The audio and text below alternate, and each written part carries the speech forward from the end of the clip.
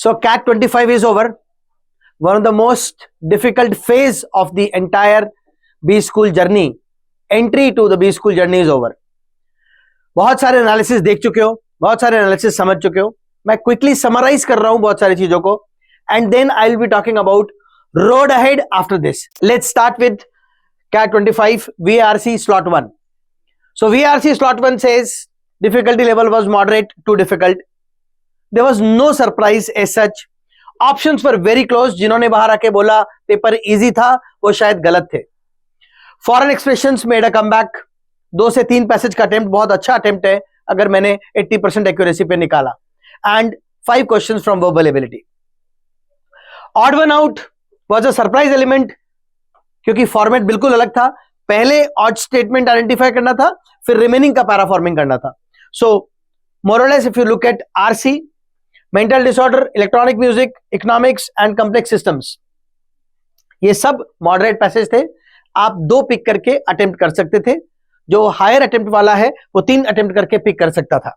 Verbal ability, para completion, jumbled paragraphs, odd sentences, summary, everything was balanced and 2 question from each topic available था. आप moderate difficulty level पे 5 आराम से निकाल सकते थे अगर आपने ठीक से प्रैक्टिस किया हुआ है तो. आराम से निकाल सकते थे, थोड़ा गलत बोल दिया शायद. They were moderate in difficulty level. You could have attempted, they were doable. As far as slot 2 was concerned, again reading comprehension, same 16 questions. Passages were moderate to difficult. There were 2 moderate passages.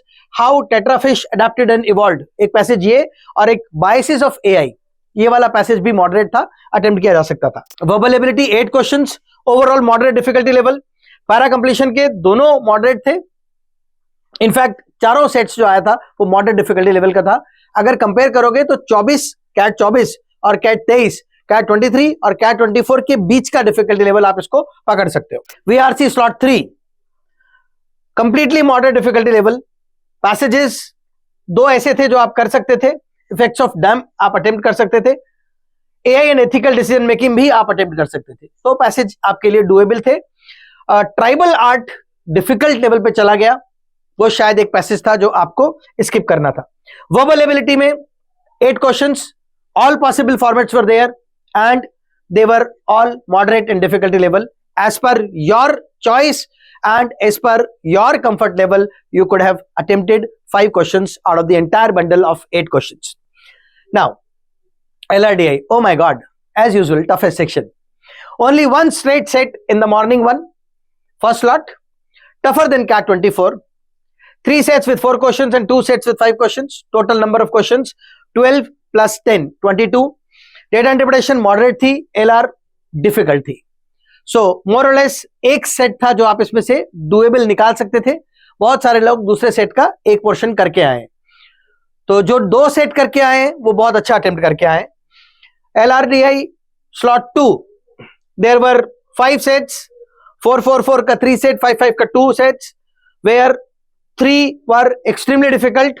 That is DI का pollution index वाला set जो weighted index average पे था वो difficult था. Musicians वाला difficult था. Scatter plot वाला डिफिकल्ट था. रेस्ट 2 आप अटेम्प्ट कर सकते थे जो 2 बार ग्राफ पे था, और एक जो 6 बॉल्स एंड 4 होल्स पे था वो भी आप अटेम्प्ट कर सकते थे moderate difficulty level. But again this section was difficult as compare to the other 2 sections within the paper, that is slot 2. Slot 3 moderate LRDI set 2 थे, डिफिकल्ट LRDI सेट 3 थे. ये 2 अटेम्प्ट किए जा सकते थे. Line graph, incoming calls and outgoing calls, circular arrangement बहुत सारे बच्चों को लगा कि इजी सेट था, लेकिन वो मॉडरेट डिफिकल्टी लेवल में बोला गया है. एंड आप 2 ही निकाल सकते थे, वो मॉडरेट लेवल के थे. इनफैक्ट मेरे हिसाब से आप एक लाइन ग्राफ का पूरा निकाल सकते थे और बाकी जो इनकमिंग एंड आउटगोइंग था उसमें से आप आधा कर सकते थे. तो this was probably again a difficult section as far as other 2 sections are concerned. Quant slot 1. Slot 1 का क्वांट में मेजर पोर्शन अरिथमेटिक एल्जेब्रा था. नंबर्स बहुत कम देखने को मिला. 1 क्वेश्चन फ्रॉम नंबर्स. इनफैक्ट जो नंबर सिस्टम है वो ऑलमोस्ट गायब था. Arithmetic 8 question, algebra 5 question. Major chunk arithmetic algebra को ले गया. Questions from arithmetic algebra were more. Only one question from numbers. No question from graph, trigonometry, probability, Venn diagram, number systems.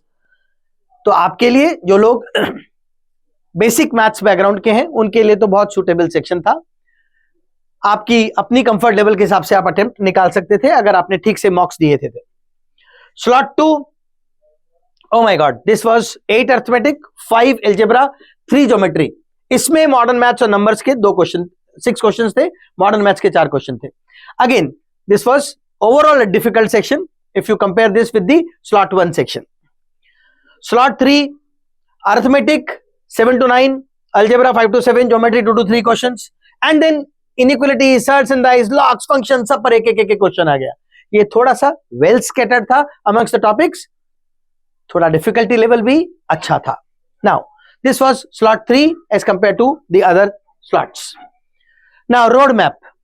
देखो, बहुत सारा सेक्शनल कट ऑफ्स का analysis देख चुके हो, बहुत सारा सेक्शनल्स का एनालिसिस देख चुके हो. मेरे हिसाब से जो रोड मैप है वो तीनों स्लॉट की, मैं बहुत सिंपल बात कर रहा हूं क्योंकि मैं ये देख रहा हूं इस वक्त जब आप 90 परसेंटाइल से नीचे होते हो या लेटर से 85 परसेंटाइल से नीचे होते हो, तो most of the business schools they are looking for overall score.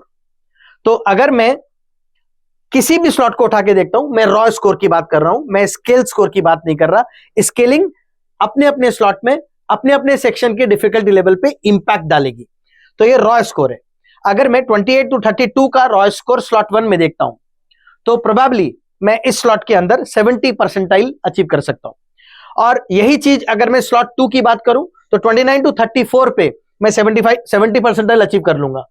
और यही चीज अगर मैं स्लॉट 3 में बात करूंगा तो 25 to 28 का स्कोर पे मैं 70 परसेंटाइल अचीव कर लेता हूं. तो those people who are in the range of 25 marks to 32 marks, they can expect approximately 70 percentile overall. तो 70 percentile overall का मतलब होता है बहुत सारा बिजनेस स्कूल्स का विंडो खुल जाता है. और अगर मैं थोड़ा सा ऊपर जाता हूं यानी 80 परसेंटाइल की बात करता हूं तो स्लॉट 1 में 39 to 40 मार्क्स पे मेरे को 80 परसेंटाइल मिलता है. और स्लॉट 2 में 41 to 45 मार्क्स पे मेरे को 80 परसेंटाइल मिलता है. और स्लॉट 3 में 39 to 41 मार्क्स पे मेरे को 80 परसेंटाइल मिलता है.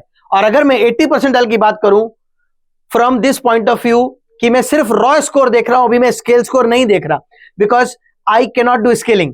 स्केलिंग अभी होगी जिस सेक्शन का, जिस स्लॉट का, जिस सेक्शन का डिफिकल्टी लेवल हायर हो जाएगा उसको एडवांटेज मिल जाएगा और वो आपको अपने रॉ स्कोर के ऊपर ज्यादा दिखेगा. और जहां डिफिकल्टी लेवल कम होगा यानी इजी होगा वो अपने रॉ स्कोर से कम आता हुआ दिखेगा. ये स्केलिंग का बेसिक कॉन्सेप्ट है. बट यहां मैं स्केलिंग पे कमेंट नहीं कर सकता, तो मैं आपको स्केलिंग नहीं समझा रहा, मैं आपको सिर्फ इतना समझा रहा हूं कि 39 से लेके 45 मार्क्स तक अगर आप लैंड करते हो रॉ स्कोर में, तीनों ही स्लॉट्स की बात कर रहा हूं, मैंने रेंज थोड़ी सी बड़ी कर दी है, तो you can expect 80 percentile. And at 80 percentile many business schools open their doors in terms of overall cut off. बस इतना होना चाहिए कि मेरा तीनों सेक्शंस जो है वो बैलेंस्ड है और तीनों सेक्शन में मेरे को जो स्कोर्स मिले हैं वो एकदम डिप करे हुए नहीं होने चाहिए. That is the most important thing that you have to see. अब यही चीज मैं आपको 90 परसेंटाइल पर ले जाके समझा देता हूं. If you are in the range of 50 marks to 55 marks और 56 marks then raw score, then you are expecting 90 percentile in CAT 25. इसके बाद की रोड मैप क्या है? इसके बाद की रोड मैप बड़ी सिंपल है. इसके बाद की रोड मैप बोलती है please concentrate on snap, NMAT and ZAT. Of course, other B schools are important. You have to start applying to these business schools. And in case you're looking for a counseling for these business school, personalized counseling where we can do profiling for you, where we can, understand your personal profile, 10th, 12th and graduation and everything, and then look at your CAT score, CAT performance, we would be probably able to help you better in terms of selecting a college, in terms of identifying a choice where you can apply very sensibly, and there is a chance that you expect a call from that business school and then you can appear for the interview. In fact, we have also created a wonderful GWPI platform where you can actually prepare in a very fantastic manner for the entire GWPI preparation, for the entire group discussion, VAT, personal interview and a personal mentorship would be given to you, whereby our mentors would be guiding you to not only apply to a business school, to not only write SOP, to not only prepare for GD or VAT, but also they'll be taking your one-on-one mock interviews and giving you feedback. So wish you all the best, guys. Keep rocking. Jo ho gaya, wo ho gaya. Let's look at the road ahead, and thank you.